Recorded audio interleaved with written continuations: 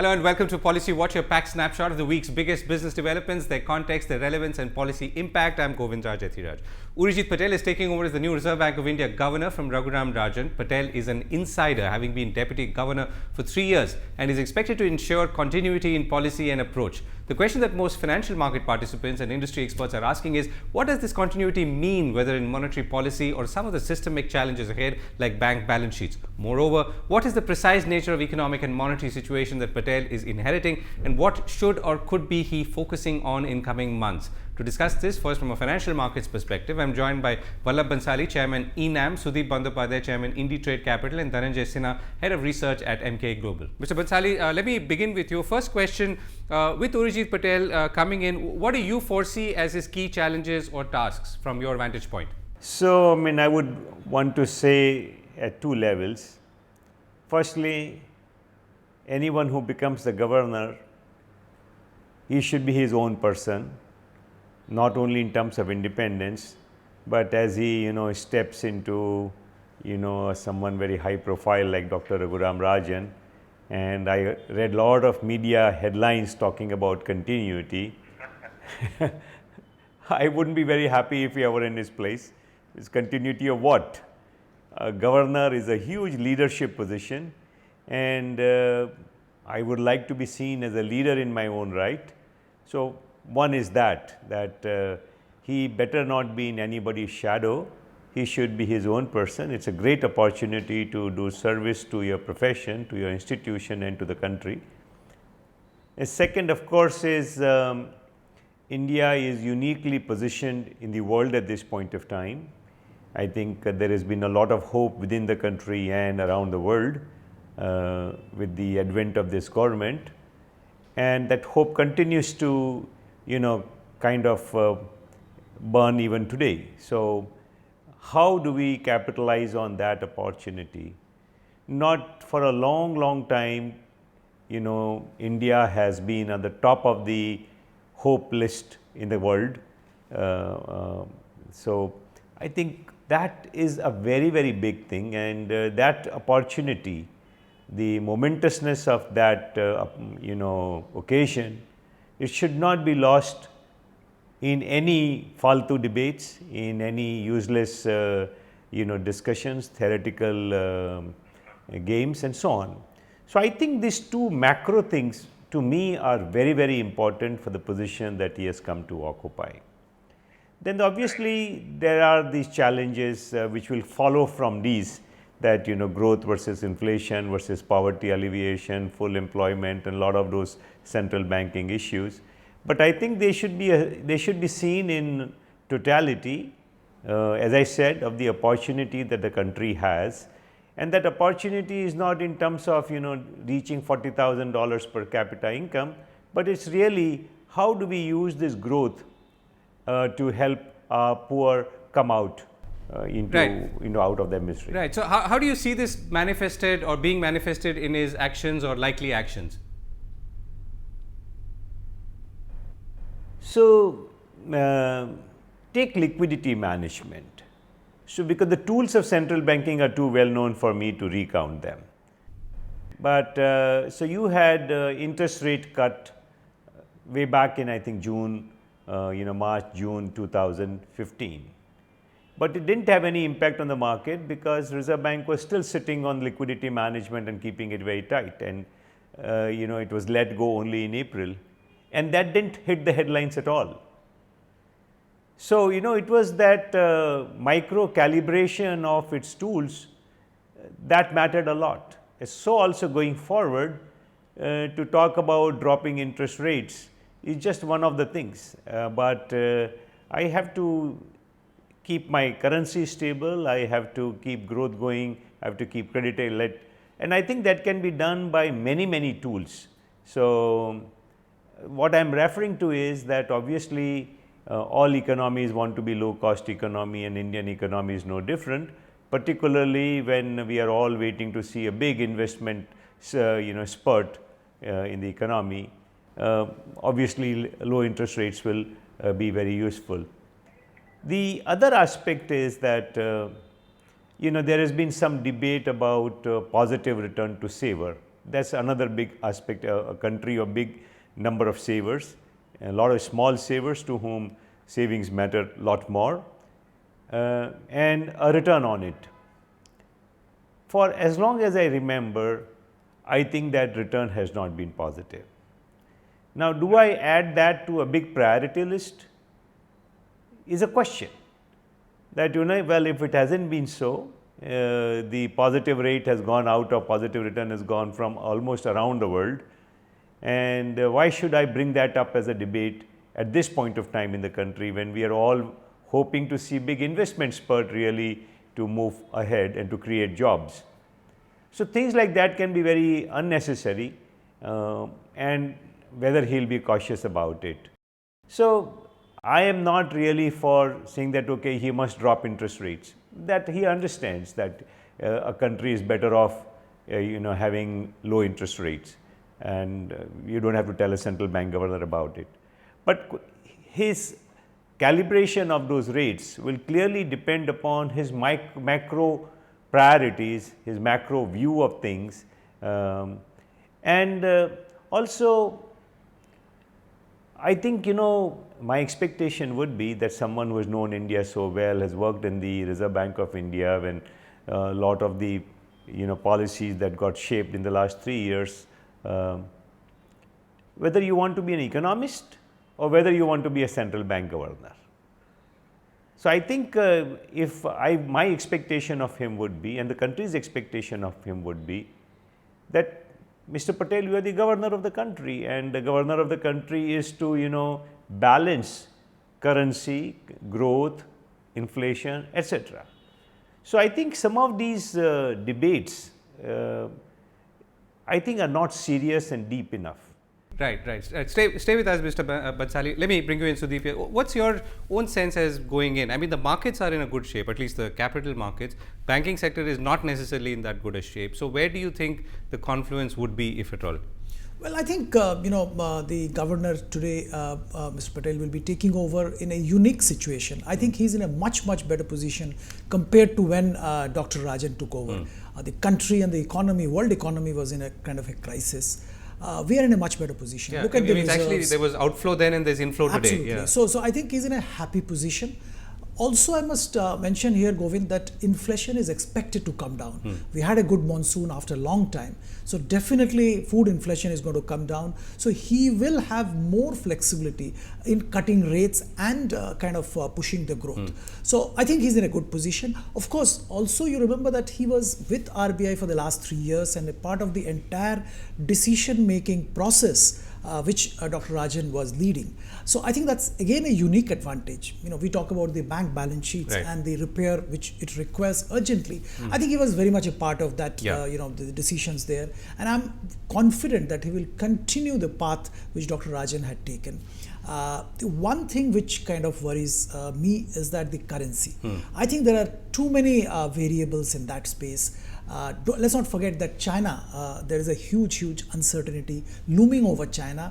And if there is a depreciation in Chinese currency, like what happened in last August 2015, I think the fallout needs to be managed very efficiently and smoothly. We'll have to watch how the governor handles it. Right. Dhananjay, what's your sense when it comes to the banking sector? Because I mean, a lot of banks are part of the capital markets and their movement in turn will affect how the sentiment if it eventually gets transferred. So, what's your sense? So, I think before coming on to the banking sector, just on the monetary policy, I think very importantly, this will be the first governor who will be working the monetary policy under the context of the Monetary Policy Committee. Now, a Monetary Policy Committee will essentially focus on price stability as the primary driver for monetary policy. And if that is the case, and there will be a sort of inflation targeting that they have chosen, which is 4% plus minus 200 basis point. So effectively what it would imply is that other objectives that the RBI had been chasing, such as currency stability, financial market stability, management of government debt, etc., all those things will need to be lowered in terms of weightage. So I think the primacy of price stability will become very important. And I think hence it will be a sort of a challenging thing for the new governor, because inflation targeting also would depend on what kind of fiscal policy the government follows, and that definitely is not within the ambit of the RBI. So a well coordinated fiscal and monetary policy will be very important. And in the context where what we believe is that government is on an expansionary path, wherein we are seeing that in the current context the revenue spending of the government is rising by something like 24%, and more allocations are happening on that front, both at the central and the state governments. I think it could be a challenging situation for the governor as we move into a construct of monetary policy committee. So that's number one. I think apart from that, I think there are good amount of analysis that Urjit Patel has actually done recently.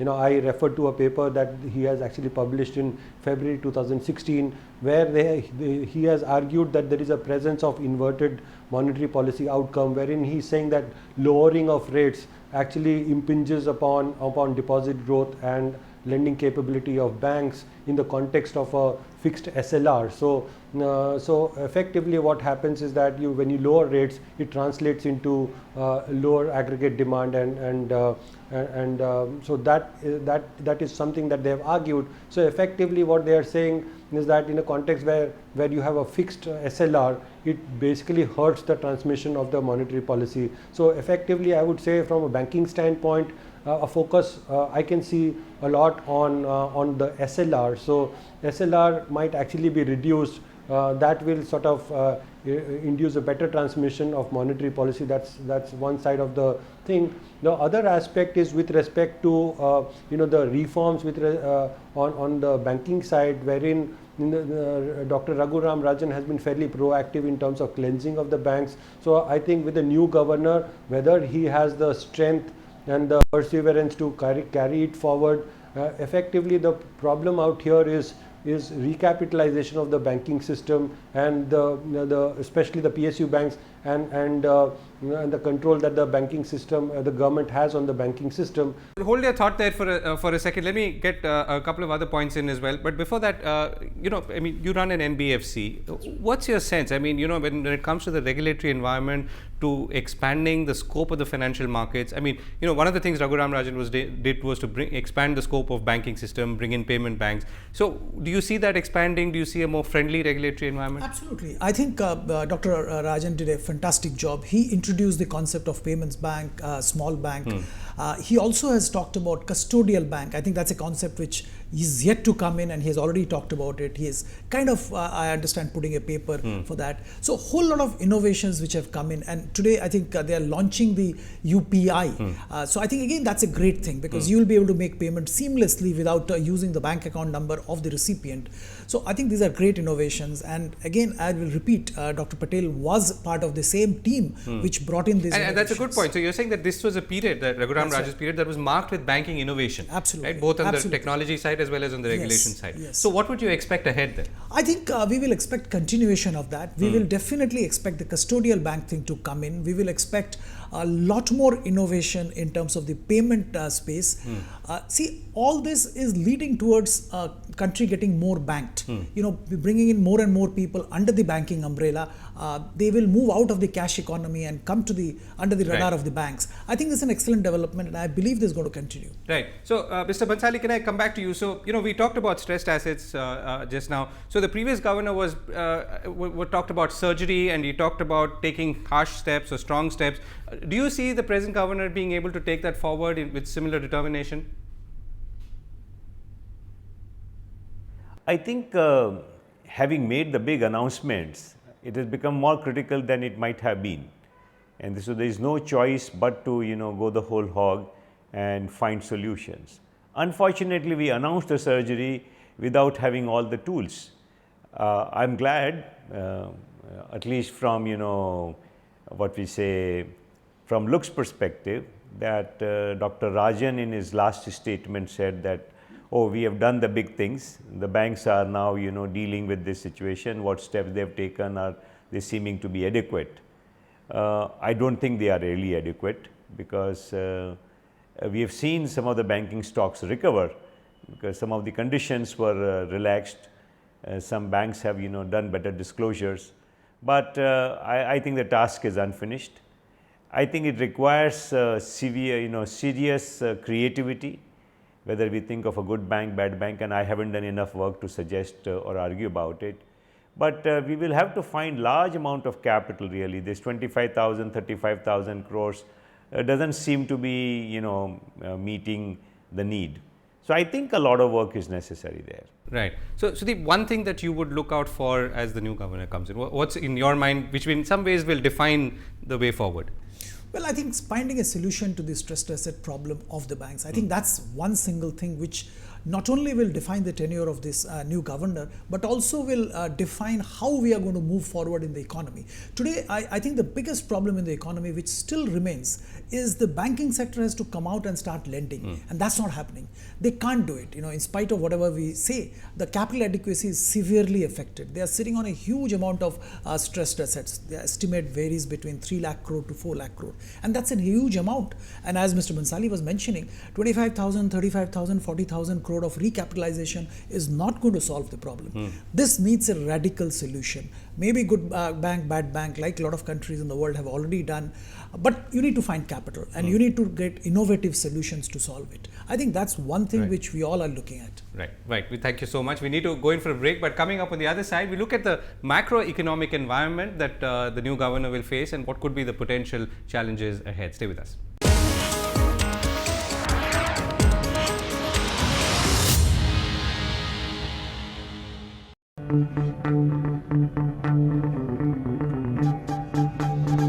Art arisen from a multi-hued cultural canvas.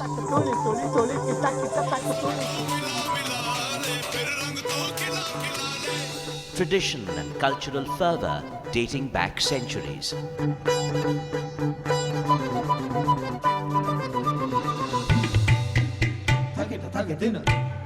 And encircling them all, there's a magic that awes.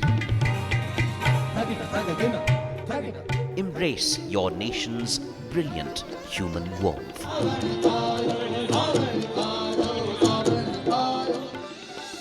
Watch Colours of India, Sundays at 9:30 p.m. on Rajya Sabha television.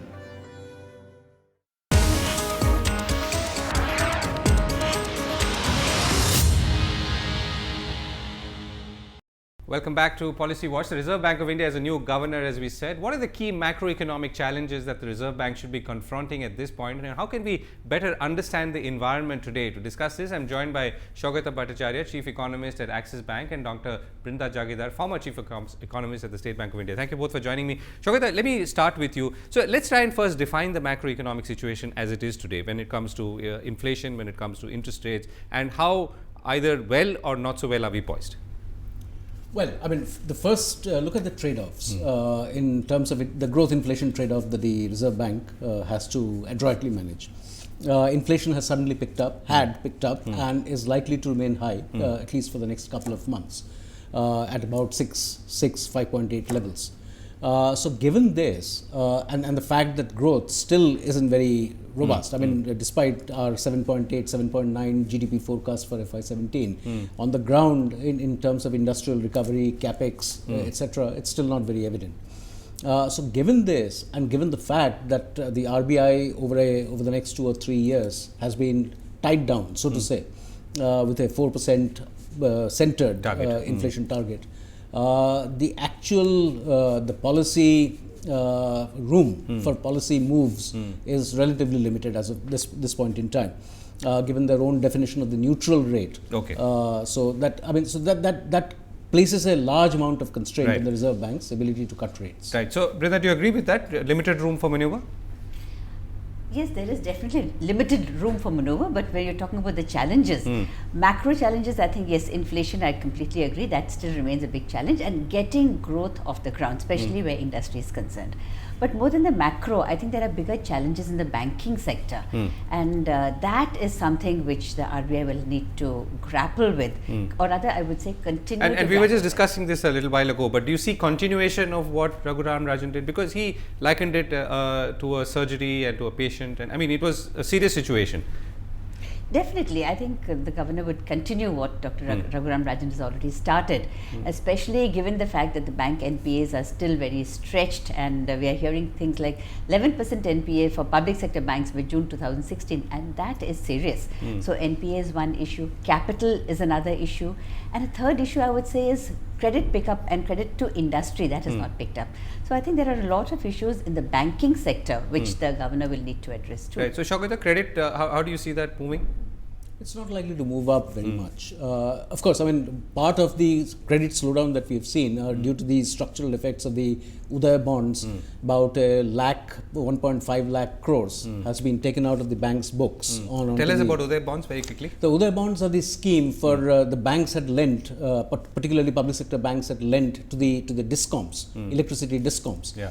And because of the losses that they were This is suffering. State Electricity Board distribution companies. That's right. So it's now being taken over by the state governments in the form of bonds. Right. So bonds, and some of these bonds are now being held by banks, but it's now off their credit books. Right. So that sucked up a lot of liquidity. So that's it's not just sucked out of liquidity. In terms of the total outstanding credit, that's come down by 1,50,000 crores. Right. To that effect, the credit growth that we see of about 10%, if these bonds had still been, these loans had still been part of the books, credit growth would actually have been about more than 12%. Okay.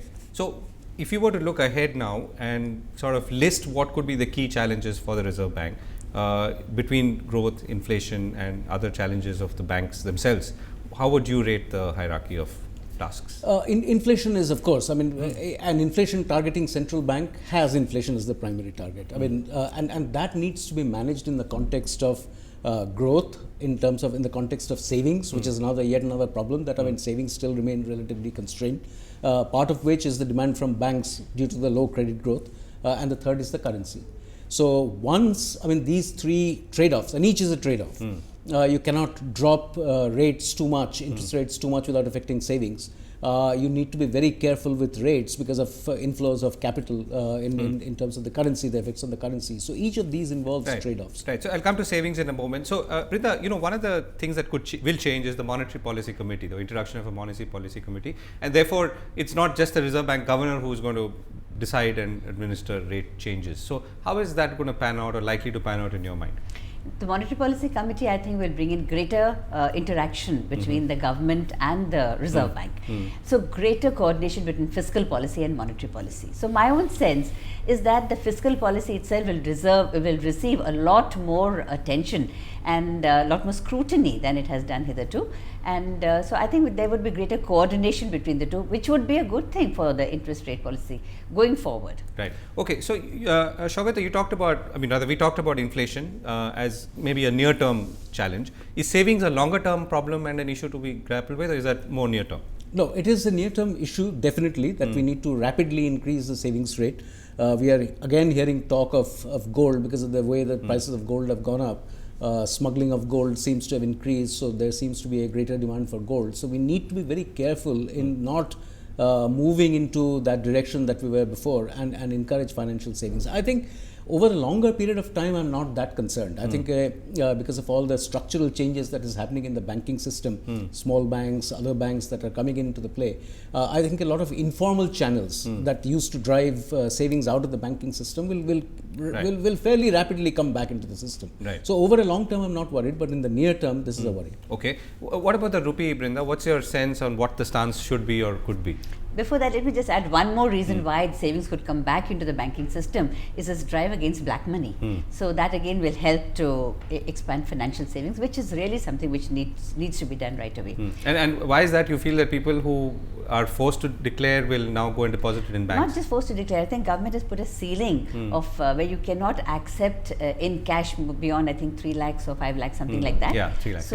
So therefore, okay, you're saying the larger move to go cashless will sort of hopefully Right. increase the deposits in banks. Right. Okay, so tell us about the rupee.